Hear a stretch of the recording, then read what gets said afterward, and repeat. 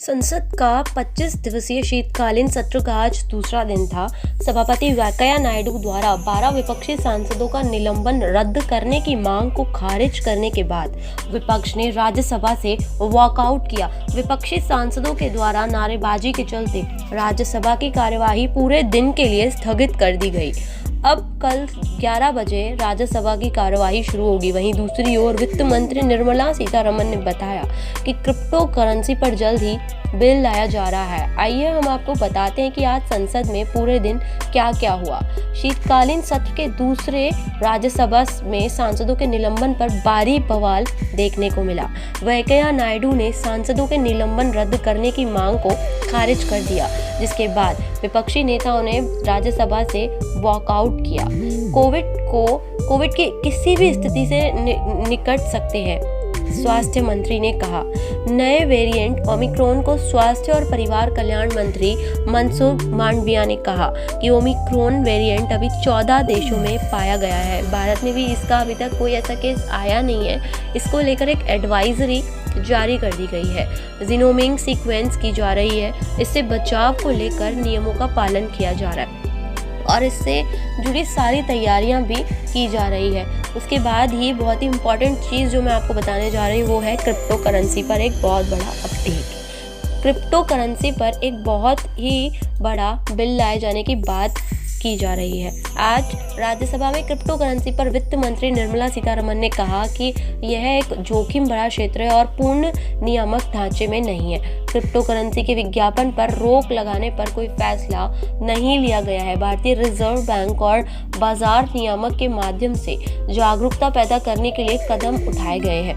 सरकार जल्द ही एक विधेयक पेश करेगी। सांसद सुशील कुमार द्वारा विज्ञापनों पर अंकुश लगाने के लिए उठाए गए कदमों के बारे में पूछे जाने पर सीतारमण ने कहा कि क्रिप्टो करेंसी के विज्ञापनों पर अंकुश लगाने के लिए अभी तक ऐसा कोई खास कदम उठाया नहीं गया है, लेकिन निवेशकों को सावधान किया जा रहा है। उसके बाद की लेटेस्ट अपडेट मैं आपको बता दूं, सांसदों ने माफी मांगने से बिल्कुल इनकार कर दिया। संसदीय कार्य मंत्री प्रहलाद जोशी के माफी मांगने संबंधी ट्वीट पर रिएक्शन देते हुए तृणमूल की निलंबित सांसद डोला सेन ने कहा, मैं माफी बिल्कुल भी नहीं मांगूंगी। जिन्होंने गलत फैसला किया है, माफी उन्हें मांगनी चाहिए।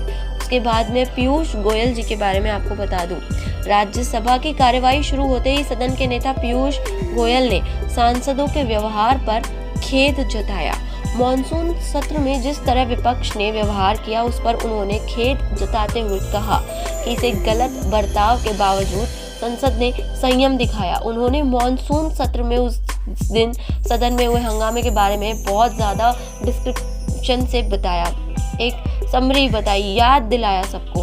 11 अगस्त के बाद शीतकालीन सत्र का पहला दिन ही कार्यवाही करने के लिए पहला दिन था, इसलिए इस पर कार्यवाही की गई। लेकिन हम सभी चाहते हैं कि सभी सदस्य सदन में आए और वे अपनी गलती पर माफी मांगे।